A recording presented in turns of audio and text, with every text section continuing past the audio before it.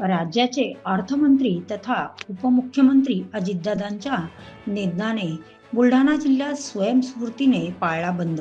वेळेवर चालणाऱ्या अजितदादांच्या जीवनाची घडी आपल्याच कर्मभूमी बारामतीत एका विमान अपघाताने बंद पडली.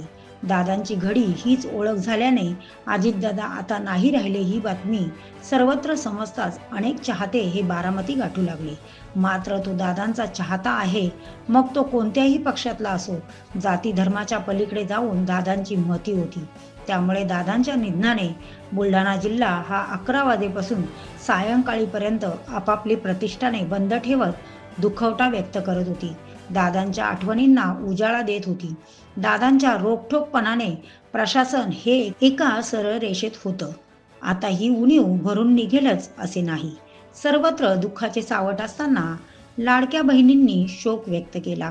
तर एकमेव जिल्ह्यात राष्ट्रवादीचे सिंदखेड राजा विधानसभा मतदारसंघाचे आमदार मनोज कायंदे यांनी वडिलांच्या निधनानंतर खंबीरपणे आधार देणारा देव म्हणजे अजितदादा होते, अशी प्रतिक्रिया प्राईम मीडिया 24शी बोलताना दिली.